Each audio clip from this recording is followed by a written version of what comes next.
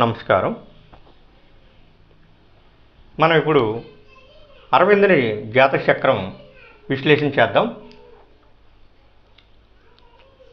అరవింద్ ఘోష్ రాశి చక్రంలో కర్కాటక లగ్నంలో గురుడు కుజుడు, వృషభంలో రాహువు, అలాగే సింహరాశిలో రవి శుక్ర బుధులు, వృశ్చికంలో కేతువు, ధనస్సులో శని చంద్రుడు ఉన్నారు.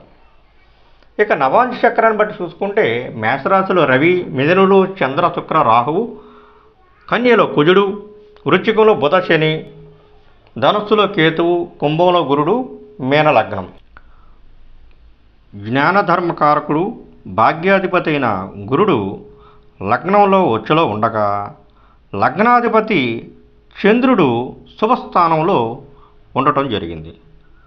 అంటే కర్కట లగ్నంలో జన్మించడం వలన అతీంద్రియ జ్ఞానము, ఔదార్యము, సానుభూతి, అర్థవంతమైన ఊహలు, అతి సూక్ష్మ గ్రహణ శక్తి ఏర్పడ్డాయి.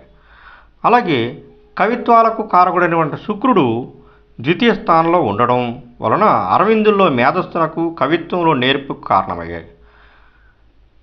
ఇక జ్ఞానకారకుడైనటువంటి బుధుడు ద్వితీయ స్థానంలో రవితో కలిసి ఉండటం వల్ల బుధాదిత్య యోగం ఏర్పరచడం జరిగింది. ఇక చంద్రలగ్నం నుండి చతుర్థాధిపతి అయినటువంటి గురుడు ఉచ్చస్థితిలో ఉండటం జరిగింది.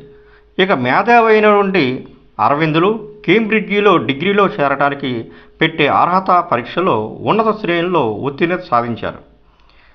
కుజగురు శుక్రుల ప్రభావం వలన అరవిందులకు వివిధ భాషల్లో అనగా Greek, Latin, German, Italian, French, సంస్కృత భాషల్లో చాలా నేర్పుకు కారణమైంది.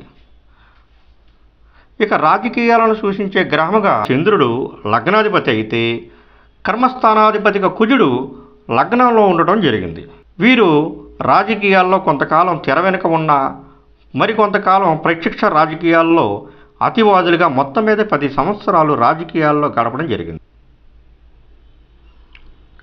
అలాగే లగ్నాధిపతి చంద్రుడు యుద్ధ సూచక స్థానమైన ధనస్సులో ఉండటం, 7-8 స్థానాధిపతి అయిన శనితో కలిసి ఉన్న చంద్రునికి ఇరువైపులా అంటే ఇటు కేతువుకి ఇటు శనికి మధ్య చంద్రుడు అంటే ఇది పాపగ్రహాలు అంటే 2 శని కేతువుల పాపగ్రహాల మధ్య చంద్రుడు ఉండటం అంటే కేతు 18 డిగ్రీలో ఉండటం, శని 20 డిగ్రీల మధ్య చంద్రుడు ఉండటం జరిగింది.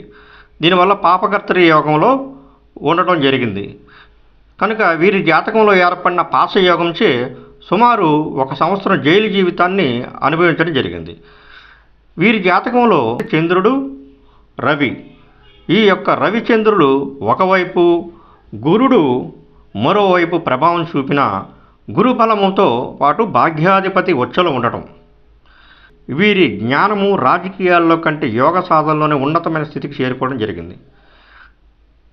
అంటే 1910లో శ్రీ అరవిందులు రాజకీయాలకు స్వస్తి చెప్పి జీవితాన్ని ఆధ్యాత్మిక వికాసం పెంచడానికి అంకితం చేశారు. ఇక చంద్రశనుల మధ్య ఈ రెండింటి మధ్య 18 డిగ్రీల అంతరం ఉండడం, అలాగే రవి బుధులు కలిసి ఉన్నప్పటికీ రవికి బుధుడు దూరంగా ఉండడం వల్ల బుధాదిత్య యోగానికి కారకుడైనాడు. ఇది అరవిందుల్లో స్పష్టమైన అవగాహనకు, అతీంద్రియ జ్ఞానానికి కారణమైంది. ఇక మిథున నవాంశలో చంద్రుడు శుక్రుడు రాహువుతో కలిసి ఉండటం పాపత్వం పొందడంతో శ్రీ అరవిందులు ఉన్నత స్థితికి చేరుకోవడానికి ఎన్నో అవరోధాలను ఎదుర్కోవడానికి హేతువైంది. అయినప్పటికీ భారతీయ మహర్షులచే చెప్పబడ్డ యోగ విద్య ప్రభావాన్ని ప్రపంచానికి చాటి చెప్పి బ్రహ్మజ్ఞాన సిద్ధికి మరొక మార్గం చూపాడు. రేపు మరొక వీడియోలో కలుద్దాం. నమస్కారం.